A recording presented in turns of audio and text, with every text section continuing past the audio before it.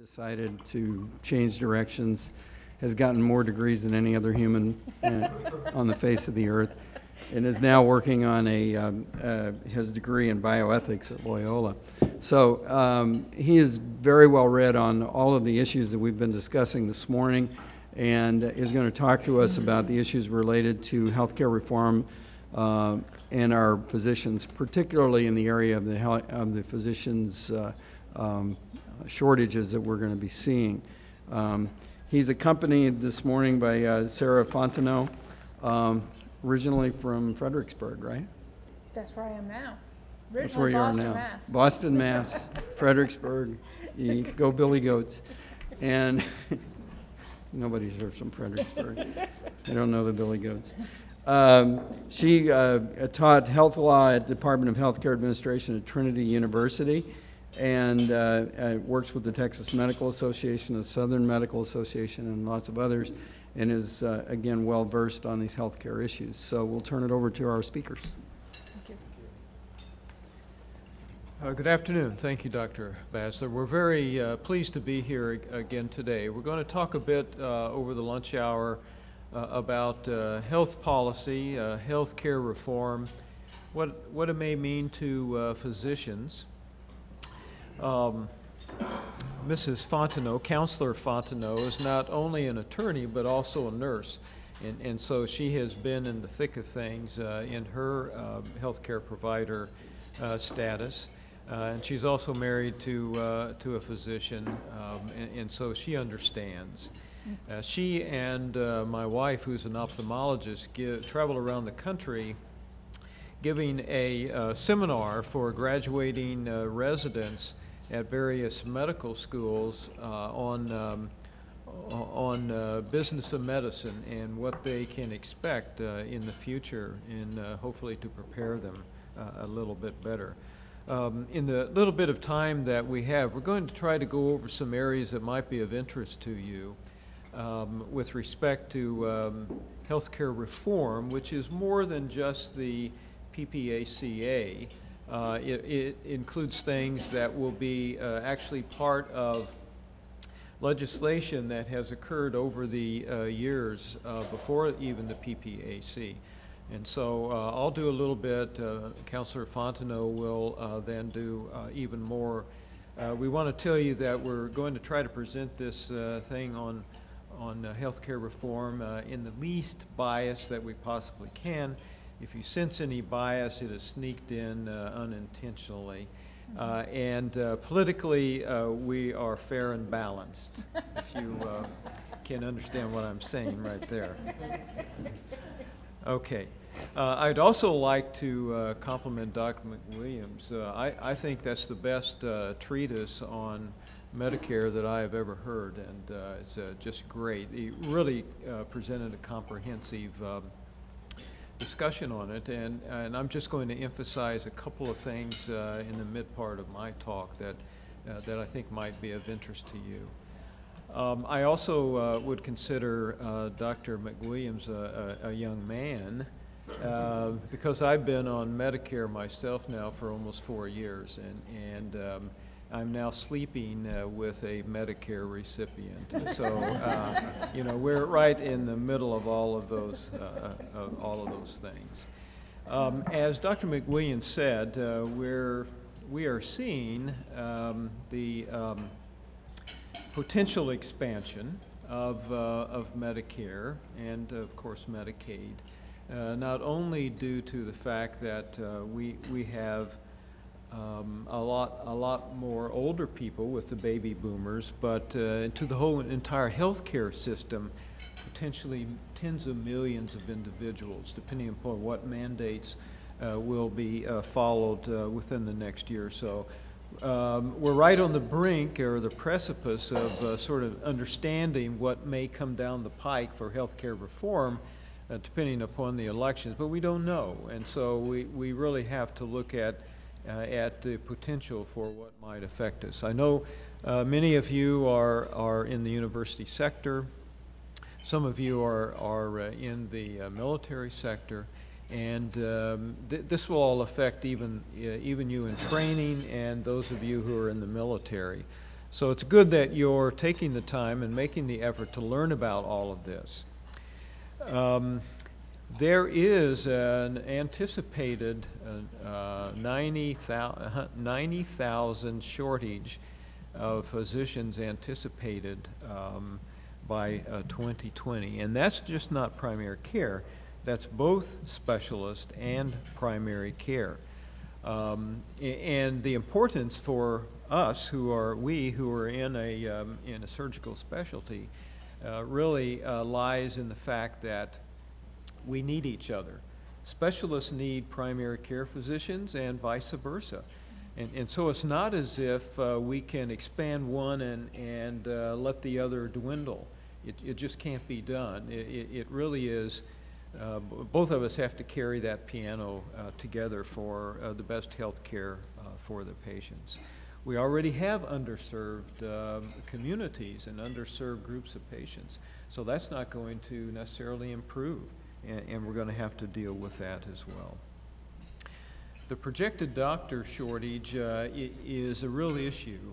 This was seen a number of years ago, probably when some of you actually were in medical school.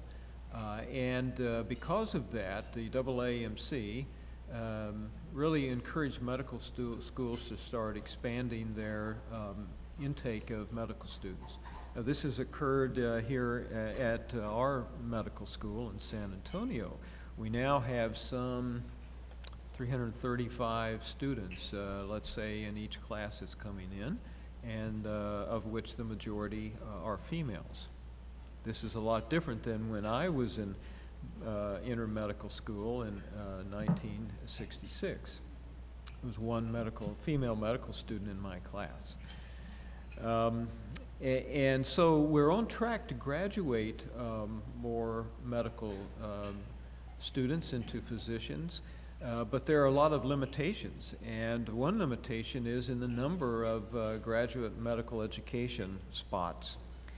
That expansion is not certainly keeping up with the expansion of graduates. We know that offshore medical schools are increasing. The number of new osteopathic medical schools is increasing, and so we have more graduates who are looking for residency spots and not enough residency spots. This has caused many programs to self-fund residency spots and many hospitals to self-fund residency spots.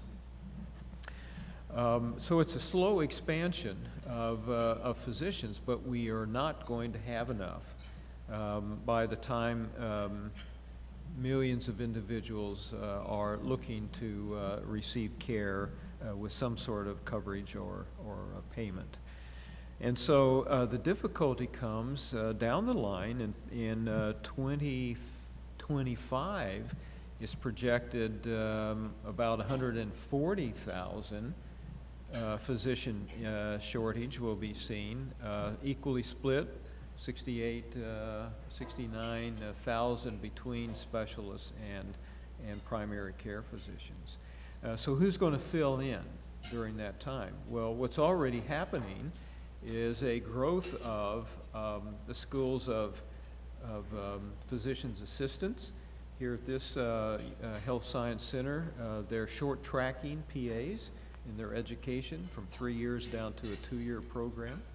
Advanced nurse practitioner programs are increasing significantly, and they're also learning leadership and management skills so that they might be able to run a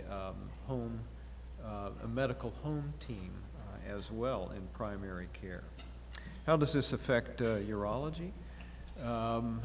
Probably you're part of the specialist shortfall as well. 200 new urology spots have been added over the last 14 years without federal support. And the AUA and SUU project a shortage of almost 400 academic faculty positions over the next 5 years. So even if you do expand somehow the number of GME slots in urology, you still have a shortfall of faculty to teach you. So there, the other difficulty is that for about the last 15 years, there's been a relative freeze on GME positions, primarily funded to hospitals through the CMS program.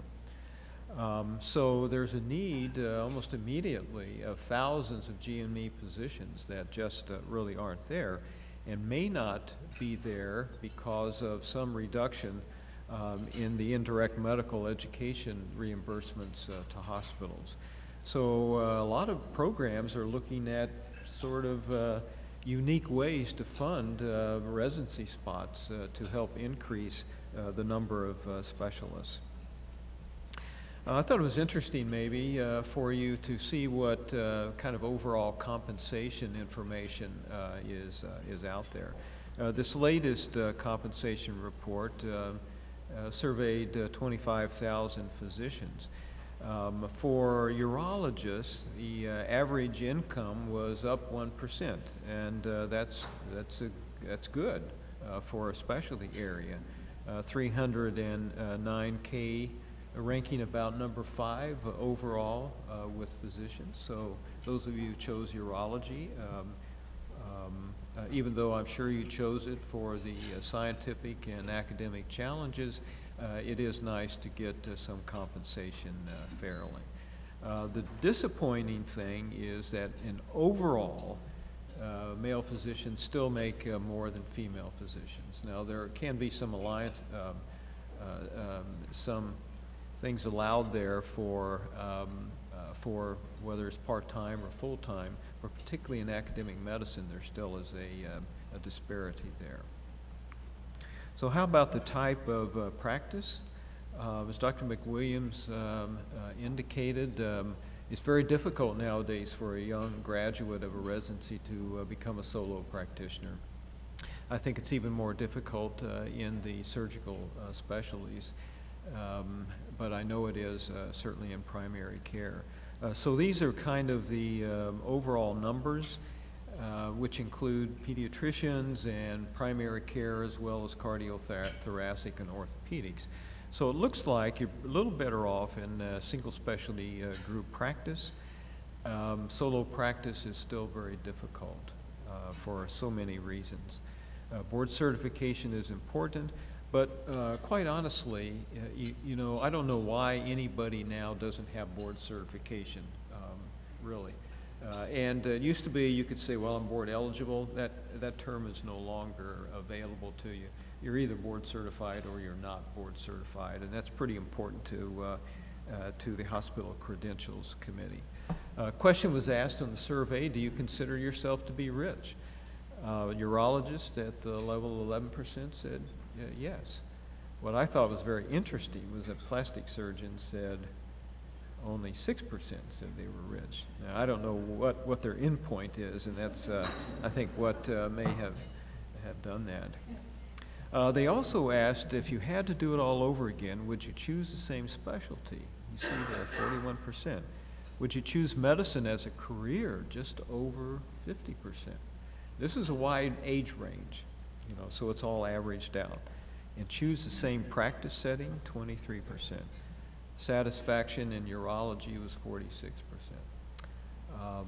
I find these numbers to be probably disingenuous, and secondly, a bit alarming, particularly with choosing medicine as a career again. We would have been very happy for our 3 children to become physicians. They did not. We had the unfortunate circumstance of one of our children deciding to be an attorney, and another one marrying an attorney. But it was balanced out by the attorney marrying a physician. So we still are 3 against 2 in our family. Now, how could healthcare reform influence your practice in the future? We know there's going to be reduced reimbursement. It's becoming very difficult. Procedures that were reimbursed at what seemed at the time to be a fair level are oftentimes now being reimbursed at 20 or 25% of what it previously was. Electronic health records, for any of you who have been involved in starting it, particularly in a practice, it's very, very onerous. I need say no more about government bureaucracy. I should have capitalized that. And what a lot of physicians are telling me as I travel around the country, I just am under such pressure. I don't have the time to see and take care of patients like I used to or like I want to. It's just like a rat race. You know, I've got 6 minutes for a patient or whatever, and it's very difficult. Payers, insurance companies, and even the government now looks on physicians as loss leaders. You know, we're not the good guys anymore. We're just costing them money, and that's not a good attitude for us to practice under. And so, as you see from the statistics, there are a lot of marginally satisfied physicians that if more rolls down the hill at them, they may just quit, and that further exacerbates the physician shortage problem. Now, as Dr. McWilliams indicated, there are increasing numbers of physicians who are not participating or opting out of Medicare. Why? These things right here, all the burdens, the metrics, recovery audits, and in fact, a disgruntled employee can say something to the IG of Medicare, and they'd investigate you. If there's an award, they can take a certain amount of money. Physician may have a political viewpoint at this point in time that would may make them want to not participate or opt out. For those who do opt out, they don't have the Stark Law provisions in the same way.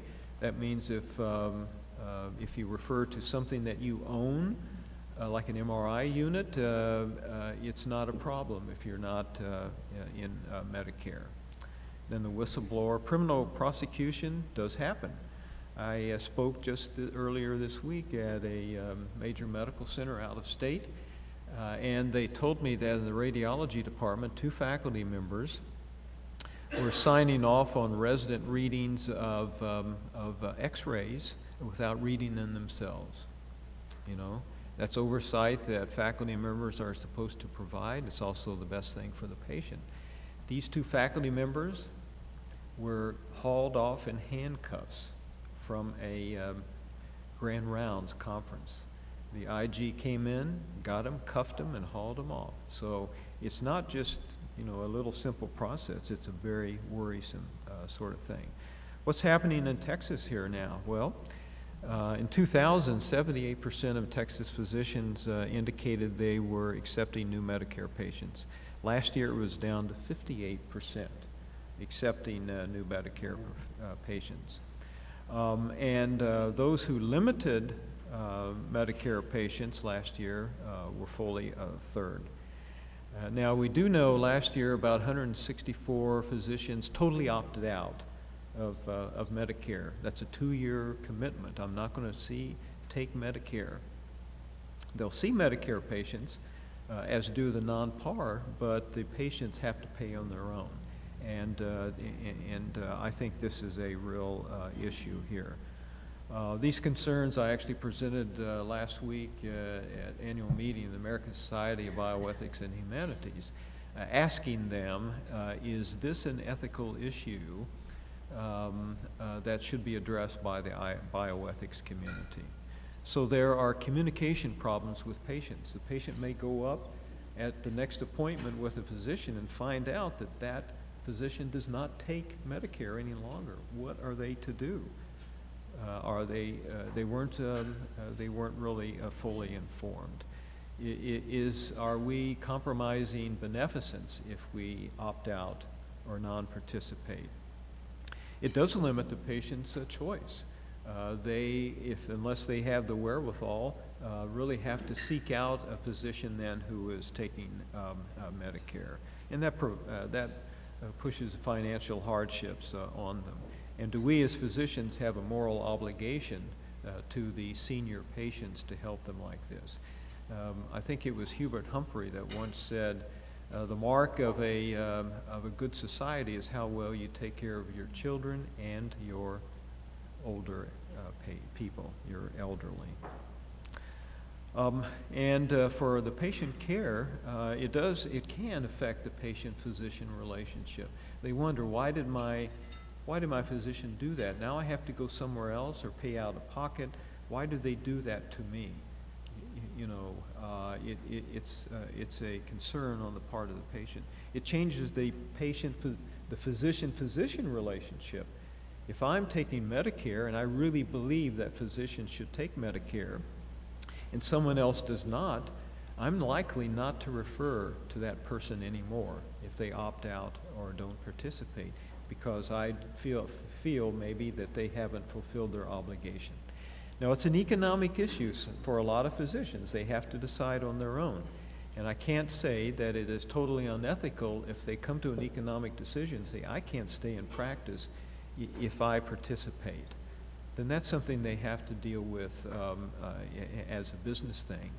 But there is also a component of professionalism that needs to be considered as well.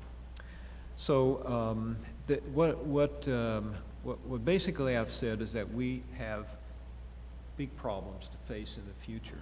But as a profession, we have capabilities to face them. We need to do them. We need to face these challenges with professionalism, concern for the patient, and with an ethical approach that allows you to look in the mirror at night and say, you know, this is tough on me, but it's going to be tougher on the patients. So you have to just do what you feel is right under the circumstance. So do you have any comments or questions about this part of it before Councilor Fontenot takes over? Yes, sir. One question. We discussed this in various groups about specifically urology. We see a physician shortage and certified urologist shortage coming up. It's only going to get worse. The estimate by the AUA is that they'll need about another 5,000 urologists, and we're finishing about 250 to 270 a year. Right. It just isn't going to happen in our lifetime. Right. That we're going to be able to create that many urologists. So we're either sucking in urologists from the rest of the world to fill our needs, or we have to change the way we think about urology. Either we're going to have to get more nurse practitioners and PAs, which then takes it out of the realm of the physician and into the realm of the pseudo-physician, right. Have it that way. Or change the way urologists are trained, to have a two-tiered system like they have in Europe, where there's an office urologist and a surgical urologist, right, or something like that. What do you think about those ideas? Well, I think those have to be very seriously considered. And probably for the last 20 years, in my specialty of otolaryngology and neck surgery, we have considered the European model, which is a medical otolaryngologist and a surgical otolaryngologist. And the training is different, which I would imagine you're speaking about with the urologist. And the medical otolaryngologist or urologist could be a physician, most likely a physician, but may be an advanced nurse practitioner. We tend to use in our specialty more physician's assistants, I think, because many of them are trained in the military. I used to train them myself in the military, and I know orthopedics and neurosurgery, others have specially trained physician's assistants to take up the slack. I don't see any other way around it myself. I think that's going to happen, and it's going to happen pretty quickly to get some response. Otherwise, we're faced with either poor care for the patients with long lines of waiting, or the government's going to tell us to do it, and we probably should start doing it ourselves. Yes, sir. Just make one comment. I don't think it's going to be too unusual for people to look back at today and say these were good over this. Many problems is there. I think we're going to look back and say these were good over this. I will tell you, I would have no problem. I practiced for a long time with 2 PAs. One would come out of the Army, out of the Air Force. Right after Desert Storm, those guys taught me something. I mean, I wasn't against learning something from them. They knew some skills that I didn't, and I was happy to work with them. I was happy to have them take care of my patients. We have an excellent PA in ENT who works downtown, a gentleman who came out of the military. Fred Villarreal. And Randy Otto was chair of BMT. He says, if I was to ask my department who's the most valuable person, they're probably going to say Fred. You know, Fred's a good provider, and I think it's going to be okay for us to use PAs as nurse practitioners. The people who are going to push back are going to be our patients. Our board members at the University Hospital, they'll call me sometimes and they'll say, why did somebody stick me seeing a PA? Wasn't I good enough to see a physician? Well, yeah, you were good enough to see a physician, but there wasn't a physician who could get you in there. Well, maybe if you wanted to wait a week or so. So I think the issue is going to be with our patients. I think we as providers, when we're working side by side with well-trained PAs and nurse practitioners, I think we'll be fine. Yes, sir. Thanks, Rich. Well, hello. Sarah Fontenot, your lawyer for the day. Great fun for me to be here with one of my favorite people, one of my favorite, too much? Okay. One of my best friends, Rich Holt, one of my favorite people in the world, Rachel Soslan. Am I smart enough to advance this? Okay, good. So that's me. I am Sarah Fontenot. Yes, I started out in nursing and am a lawyer. I teach health law at Trinity University here in San Antonio, and I've been doing that for the last 15 years and teach with a number of various different organizations, and delighted to be here today. And, excuse me, need to figure this out.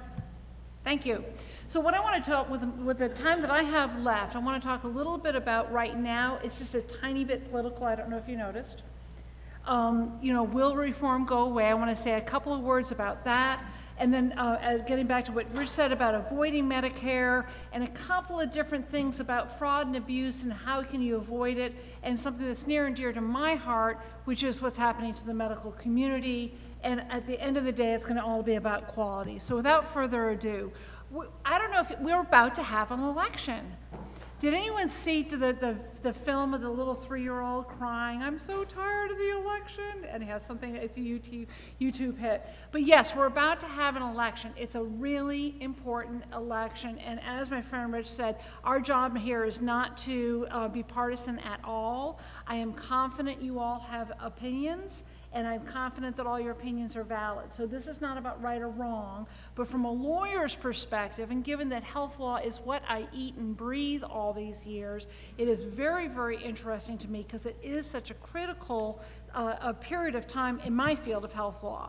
So if I may, we have something called the Patient Protection and Affordable Care Act. And if you listen, especially if you listen to 24-hour news of any ilk, it would appear that it is very, very partisan. So one of the things I like to ask is, what color is the Affordable Care Act? Is it blue, is it red, or is it purple? It is extremely purple. It's a very, very bipartisan law. From its history, not so much, not from the politics, but from the content. Let me explain myself. The reason I say this is because I call the Affordable Care Act a best hits album. I have been teaching health law since 1991, and it is as if they took every single law that's been proposed, certainly as long as I've been teaching, added to it everything back to Truman. So they took every idea about healthcare reform, put it in a box, tied a big red ribbon on it, and called it the Affordable Care Act. Half of the aspects in the Affordable Care Act are ideas that were generated during Republican administrations, and half of the ideas in the Affordable Care Act came out of Democratic administrations. But from my perspective, having been teaching this now for 20 years plus, what's interesting to me is how much of this is actually quite, it's come from both sides of the aisle. Now, I love Washington because what they do is they change the names on things. So they have changed some of the names. So instead of saying pay for performance, which was very big in the 90s, now they call it value-based purchasing. And instead of saying it's a closed model HMO, which again, early 90s, late 80s was quite prevalent, now that's a medical home. In all fairness, there's some distinctions, but at the end of the game, they're pretty similar. PSQIA, the whole idea of reporting errors, that's a law that came out in 2005 under George W. Bush's administration. DRGs, now we're talking bundled payments, is again a very old idea. Capitation, which was supposed to sweep the nation, never did, but now it looks like it might come back, except for it's not called capitation anymore, it's called community care. So my point here is, although it might look all new and scary, when you dig down into it, what's interesting is how many of these ideas have been floating out there for a very long period of time. But of course it is very, very political, especially right now, and we don't know what's going to happen next week. No one knows that right now. Another thing when we're talking about the Affordable Care Act, and again, when you listen to the pundits, it's almost as if it's an on-off switch, that it's just going to go away. It's all going to go away. There are some issues with that. One of the, it's not been on hold. A lot has been happening. By the way, a lot of the things predate the Affordable Care Act. Value-based purchasing, when your income is going to be based on how happy your patients are, that actually predates the Affordable Care Act by a couple of years. Pay for performance, again, goes back to the 90s. But there's a lot of other things that have been happening over the last couple of years. So we all know that there's new rules for insuring children beyond into adulthood. Value-based purchasing, again, where you get based on quality indicators, new name for pay for performance. Closing the donut hole, that wonderful description about how we have this lacking coverage in Medicare Part D has been closed. Establishing ACOs, accountable care organizations, and medical homes is absolutely endemic in this country. Preventive care is a covered service, and by the way, that's not just for government beneficiaries through Medicare, TRICARE, et cetera, but it's also for people who are insured by private companies. So a lot of things have happened over the last couple of years that just as a political matter would be difficult to take away, regardless of what happens next week. I just can't imagine anyone of any color, of any political persuasion going back to Medicare beneficiaries saying, I'm sorry, could we have that $600 check back? So again, there's some things that are going to be very, very difficult to repeal or make go away. 50 of the 92 provisions of the Affordable Care Act have already been enacted, and that was true as of this February. So more and more people are looking at, beyond what the politics are of this, reform is kind of a train that's left the station. And in all fairness, it's really the 24-hour news that's really drilling this down to a light bulb on-off mentality, because even Governor Romney said at the time, that's from the day of the Supreme Court decision when that was announced, and he was expressing his personal displeasure, but what he said is that, you know, there's some elements of this I would really want to keep in place. Everyone has to be able to keep their insurance, no pre-existing condition exclusions, increase access, decrease costs, keep the exam out of the government room. So what the actual official message is repeal and replace, but everyone seems to be focusing on the repeal more than the replace.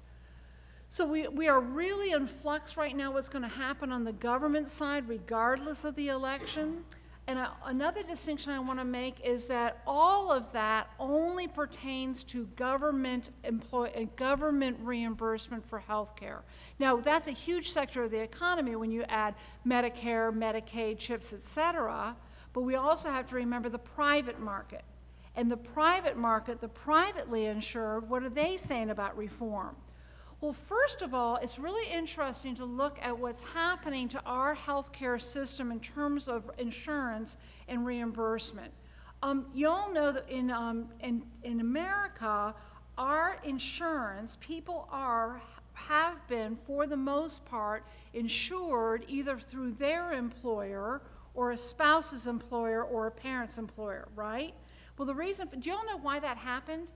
It's a bizarre historical fun fact, but the reason for that, and we are unique on the planet, but back during World War II, there was a price freeze because it was very inflationary. We had a diminished working force because so many people obviously were in the military, and employers were ratcheting up salaries in order to get that diminishing workforce. And so to stop that inflationary pressure, a freeze was put on incomes. So you couldn't increase the salaries that you were offering during World War II. And so what employers did that was brilliant is they realized, okay, we'll get around that by offering benefits. And in that moment in time, employment and insurance got hooked. Well, I don't know if you noticed, it's not the 40s anymore. But that system has been in existence ever since World War II, and it worked really, really well. But as the costs have gone up, as our previous speaker was making very clear, and Rich did also, we have these increasing costs. How much longer will the system last, especially when insuring your employees is completely optional? There are only 2 states in this country where employers must, under state law, only 2 states where employers must insure their employees. Do you know what they are? Massachusetts, thank you. That was the new one. Do you know the other one? No, it's Vermont. Go, I'm a University of Vermont grad. No, we didn't do it. Hawaii. Hawaii did it decades ago, all right? So we have 2 states where it's mandatory, but other states, at least in the current legal system, can drop. So look, we have fewer and fewer Americans getting health care insurance from their employers. 55.9% in 2012, down from 61.6% in 2008. Because, again, the costs have become prohibitive. So we do see our insurance in this country changing. What's the private industry to do? Whether we're talking about the employers or the private insurance companies, they see the necessity for reform. Now, one of my rules of thumb when I'm teaching is how Medicare goes, so goes the nation. Anytime Medicare rolls something out, you will see, I think it's fair to say, the private insurance companies will follow with it. So as Medicare has been experimenting with various different things, medical home models, bundled payments, pay for performance, whatever they want to call it, the private sector has taken that big time. And so the train definitely in the public, the private sector has embraced a lot of elements of reform, regardless of what law we want to say it comes from, and they're not going to give it up. They don't have to give it up because they're not under government control. So even though we might not see the Affordable Care Act per se, depending again what happens on Tuesday, the private sector has taken reform and is running. All of that is just to make the point, no matter what happens a week from now, we ain't in Kansas anymore, right? Now, things are changing, and they're changing much faster than certainly I thought they would over 20 years. I mean, it's exponentially more than I thought was going to happen. So we have a different world. And yes, a lot of people want it to stay the same. I have a lovely group of physicians I speak to every year, and I will not say where they are, but you know what their big rallying cry is? I love this: repeal Medicare. Okay, people are trying, but I don't think so. I was like, I love them dearly, but like, good luck with that. Okay, anyhow. So again, we don't know exactly what's going to happen, but we do know it's not going to be the same. Rich mentioned that my husband I'm married to a physician. My husband is a pediatrician in Kerrville, Texas. But in all fairness, I should also, full disclosure, my dad's a heme-oncologist out of Boston, and my dad was an obstetrician walking the streets of Omaha with his little black bag in the 30s and 40s. So when I say this, I do not mean to say it flippantly. I grew up with traditional medicine and I care deeply about it, but the point is things are changing, clearly, mostly because of cost. So here we have, and as Rich said, it is a difficult, and I think, and I love him for saying, ethical as well as economic decision about Medicare, and can I opt out of the government system if everything is going to be changing? I cannot tell you. I do travel across the country with ACPE, the American College of Physician Executives, a fair amount, as well as some other groups, and I can't tell you how often physicians say to me, I'm just not going to take Medicare.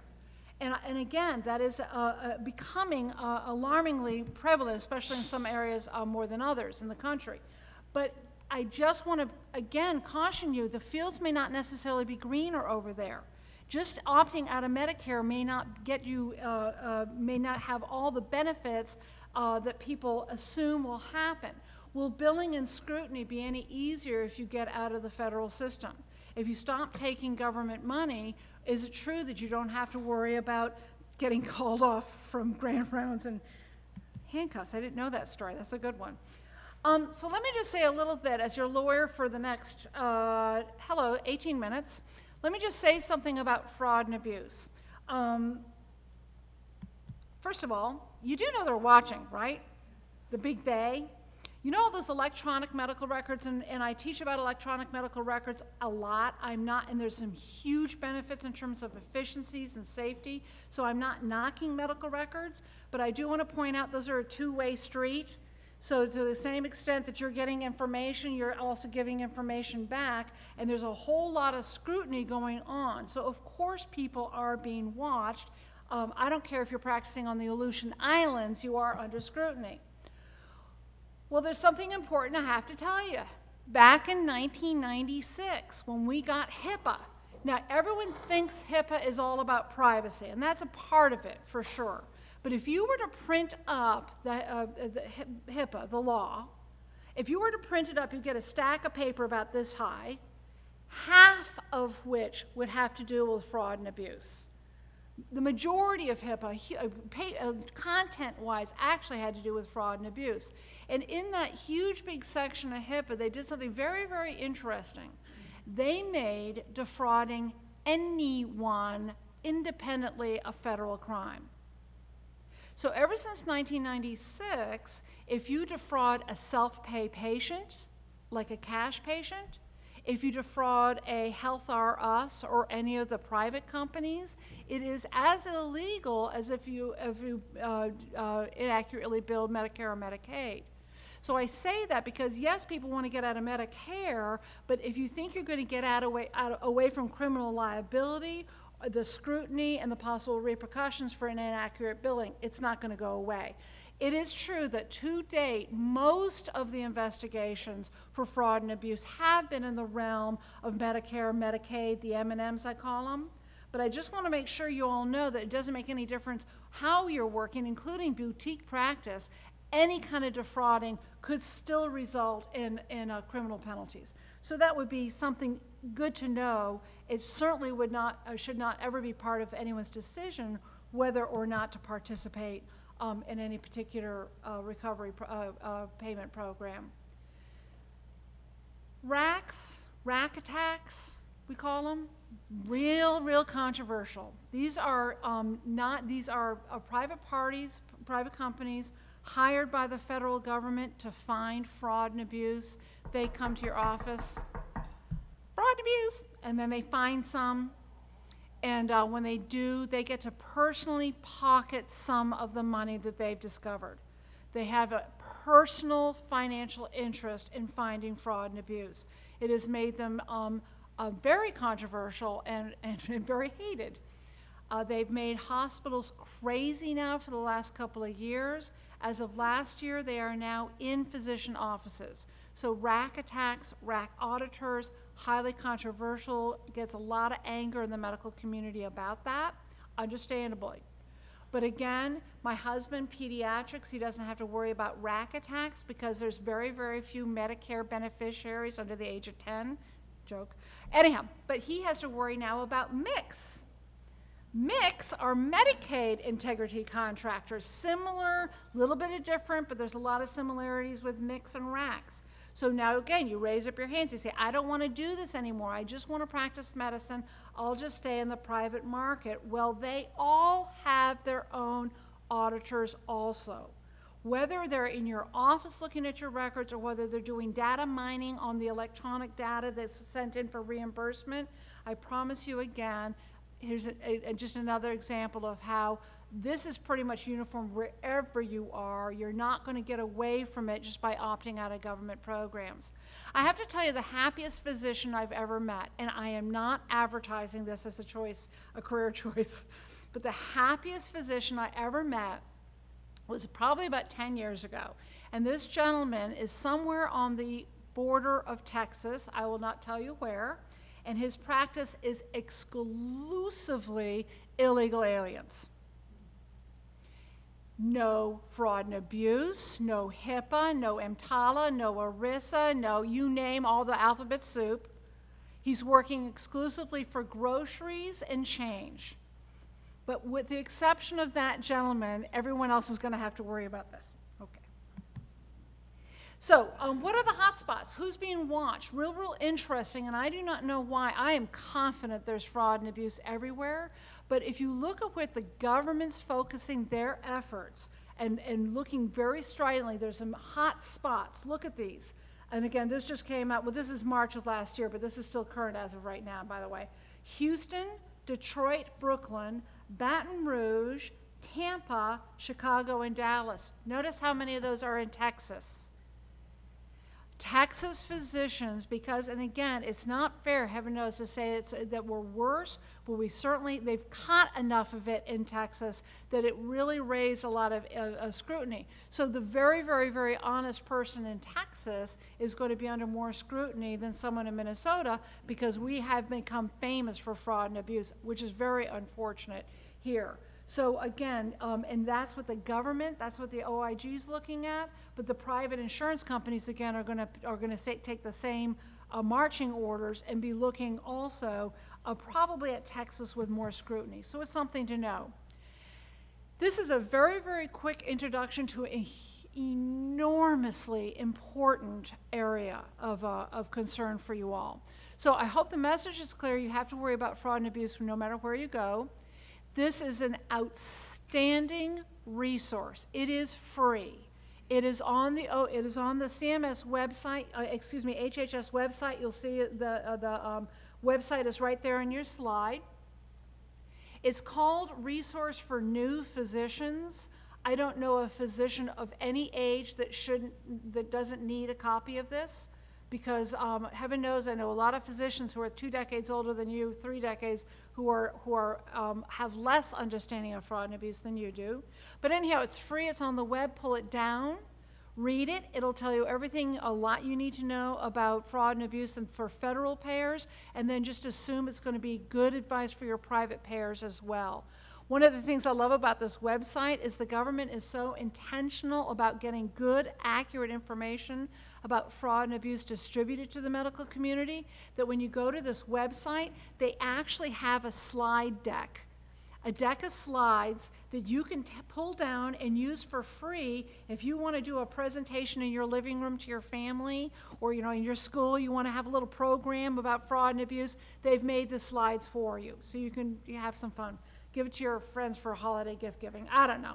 But this is absolutely invaluable. By the way, I've been talking about the criminal prosecutions, and real quickly I should tell you, it's not like, well, just about every single day I get an email about someone going to jail, but I'm getting tons of listservs. I get like 7 listservs. So I will say I see probably 1 a day going to jail. My rule of thumb, though, and they're doing really, really bad stuff, just so you know, they're doing some pretty bad stuff to actually wind up going to jail. But if you make a mistake, it's not that you're going to go to jail so much, it's the penalty that's going to kill you. Do you know what the penalty is for 1 mistaken bill? Okay, first of all, how many of you think you're going to be able to bill 100% accurately every single time? Okay, good for you, good for you. I don't care how smart you are and well-intentioned you are and how good your staff are, and go for it. Coding is not an exact science. So if you make a mistake and they catch you and they find you, the penalty is $11,000. It is $11,000 plus 3 times the amount of the claim you got. So that is $11,300. If you got $100 you weren't supposed to get, it's $11,300 for that penalty. So again, you're not going to jail, but just so you know, it can get enormously expensive. Moral of the story, yes, do 100% accuracy to the extent possible. Read the book. As I said, near and dear to my heart, given I'm a 3rd-generation medical family and I've spent so much of my career speaking to physicians, I know it looks like it's all about us, so it's one of my favorite fun facts. In the 195-page Supreme Court opinion, physicians was mentioned twice, doctors not at all. So I know we think it's all about us, but just kind of a little thing to be mulling over.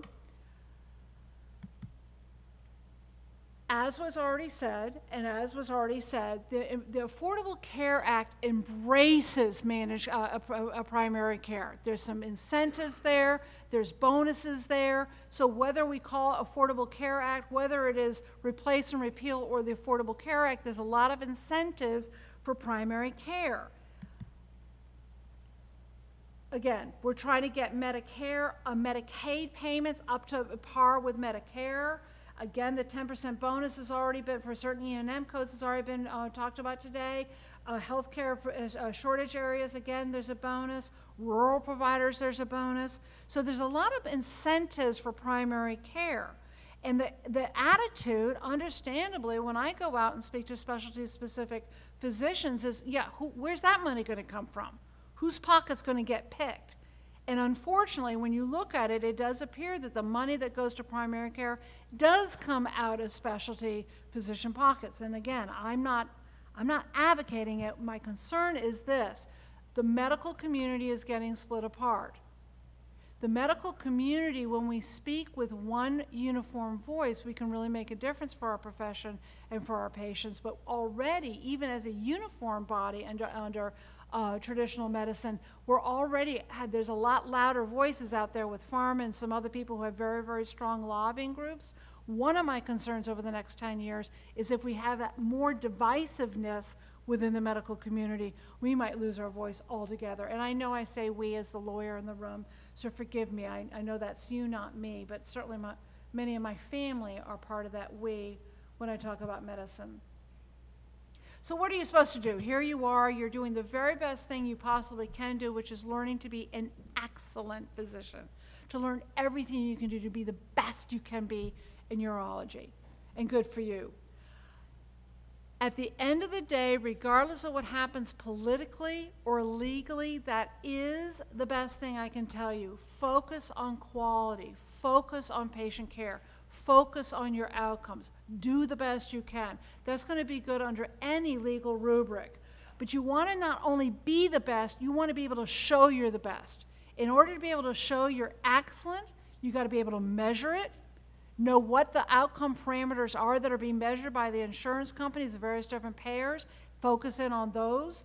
You want to be able to manage it, so when you have an outlier, you know how to respond, and you can have it documented appropriately in their patient record that you did, it was not your care, it was just not every patient's going to respond the same way. Go ahead and report it. There's incentives for reporting your quality measures, and as was already said, it's going to become mandatory. So the idea of sharing information about your excellence, being on the Physician Compare website, demonstrating how good you are, you should be thinking about that. All of that, by the way, requires a very healthy investment in healthcare information technology. Let HIT help you, again, manage the data, manage the information, manage the records. And at the end of the day, use that. Use that to make sure that everyone knows that you are the person who is the best referral source, is going to make the patients happy, is going to do well under whatever is going to come down the pike in the next 10 years. It's an interesting time, for sure, to be in medicine. I know I can speak on behalf of Dr. Holt, Rich, my friend, and myself, and say thank you very, very much for including us today. I know that's not necessarily all good news. I would love any thoughts, comments, questions, pushback, anything. Please. Government health care. Yeah.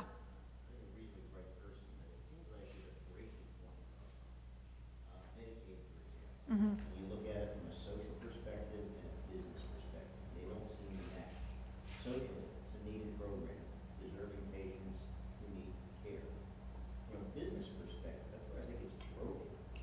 You look at it, everyone knows it's very difficult navigating through Medicaid. Mm-hmm. Two, reimbursement is not competitive and it's markedly delayed. And I look at urology, our group takes Medicaid. I think we're the only service in this city that accepts Medicaid patients. You say Medicaid? Medicaid. Yeah, good for you. There's not a urologist between here and New Mexico that takes Medicaid. Right. There's not a urologist between here and Round Rock that takes Medicaid, because those patients come to us. So what's the breaking point when there's more Medicaid patients potentially going onto the rolls? The number of doctors is less, so it's going to be like, great, good news, you have insurance. Bad news, no one takes it. Yeah. So at what point does this get fixed? Well, I think we're at the breaking point, and I'd love to have Rich pose it, because that's so much what Rich was talking about also. I think we are at the breaking point. I think that's the point, and I guess that was my point. Whatever is going to happen and whoever is going to be leading the charge, something's going to happen. Because again, the system there is some fundamental break, and there's different breaks in the Medicaid and Medicare too. They're equally probably dysfunctional at this point, but you're right, both of those are issues, and so all of a sudden, who's going to take it? But again, remember that the reimbursements are going down in other sectors also. So it's not like the government programs are broken and the private programs are doing, you know, nothing's changed. They're changing also. You know, the Medicaid patients are uniquely challenging for a lot of reasons. Yes. And if they're the lowest reimbursing unit out there, how are you going to get doctors to take Medicaid? Yeah. And there's going to be more and more of these patients who don't have access to care. I mean, something has to give somewhere. And it is, as you said, a societal, it's a huge concern, it's a societal concern. And this is what Rich has been studying extensively, so I want to give him a chance to respond also. You have brought up an excellent point, and we also see it in trauma care. In San Antonio, the only folks that really take head and neck trauma care now is the university. And I think that's what's happening across the country, that these poor paying patients are being shunted to the universities. And okay, so it's a great learning experience. We have the social good of taking care of those patients. But if the trends continue and we see that only the university physicians are seeing the Medicares in certain specialties and seeing the trauma and so forth, then that reimbursement has got to be increased to those people who are taking the burden. That's a legislative effort. But there are some groups, for instance, the Surgical Caucus in Washington, D.C., that's us and urology and cardiovascular, orthopedics, and so forth. That's got a stronger voice, along with American College of Surgeons, than the AMA in many areas, because you know the AMA only represents 70% of American physicians. So when we're looking just at ourselves as surgical specialists, no one's going to bring that forward except for us. And it's something that the academic societies of especially areas at the universities has to go to bat and say, you know, look at what's happening to us. We need some redress. We need redress on this. I think you're just pointing to the problem. I don't think it's the answer. And by the way, I don't care what you call the law. No one thing's going to fix this. We're probably a good 10 years. 10 years of reform, whether it's private reform, public reform, however it happens. But it's going to take a long time to dig us out of the hole that we got into. And in the meantime, will there be some people who go from marginally served to underserved? Absolutely. And that's a concern, and that's why I love, and what's the ethics of that? And that's why I love what Rich's study is about.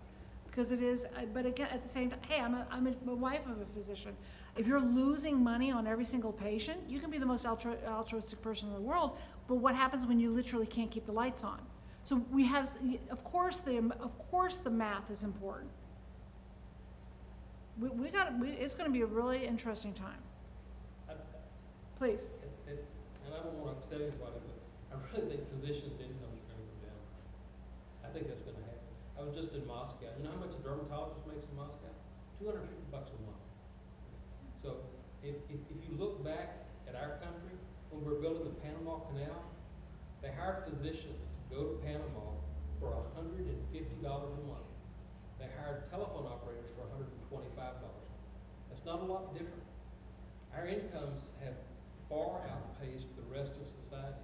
And I think that that's going to happen. I wish it didn't, but I think that's what's going to happen. I think over a period of time, our incomes are going to begin to drift down closer to the general population. I think that's one of the ways you're going to get people taken care of, is you're just going to flood, well, you're just going to have so many people who aren't urologists today. You guys are going to find something else to do. I wish that wasn't the case. Look at me. I'm not seeing patients. I'm doing administration. I just couldn't keep up with the hassle. But I think what's going to happen over a period of time, it may be a long time, but I'm very pessimistic.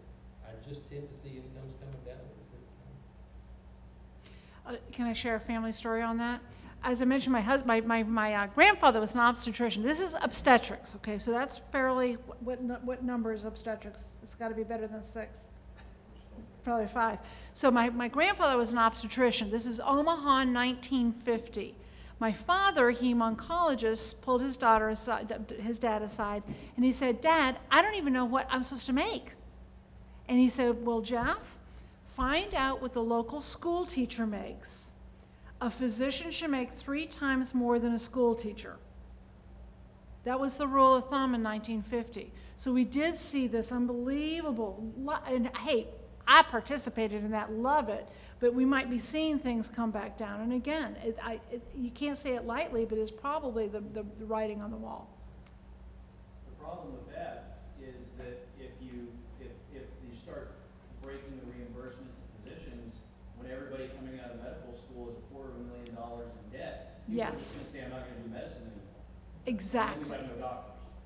Exactly. No, I know this is huge. Or you start pushing doctors into various different fields because they'll pay off these enormous debts you have, and so it gets to be kind of coercive in that way too. Or you see what's happening in our specialty right now is you're pulling doctors from all over the world. They're getting trained by national health care plans in other countries and then coming here.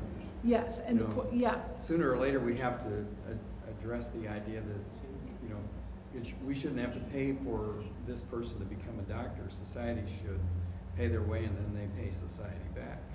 You know, that would get them back into the fold. But the way it works right now, I mean, we're saddling everybody with debt.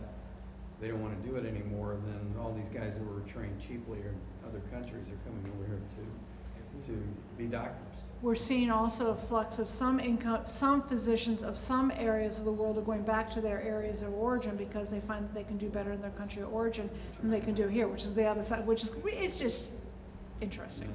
So, as with most things, it has to reach, in the U.S., it has to reach a crisis situation. I mean, a real crisis situation. Probably not too far from that, and hopefully, we don't want this presentation to cause you to all go to Dr. Basler and say, "Listen, I don't want to be in a urology program anymore. You know, I'm going to go get my MBA and do something else." Medicine is still a profoundly rewarding field. And if you can see that and maintain your focus on serving people, doing good for people, you know, and not let the burden of these financial issues overwhelm you, medicine is still the best profession. And if I could add to that, it's also, if nothing else, and you're right, because it's a plea also for appropriate physician advocacy, because there are issues, societal issues, who's going to take care of people, et cetera, and we have to advocate for the profession and for the patients. Yes, the economies are different, but Still at the end of the day, be proud to be a physician. Absolutely. Thank you so very much for including us.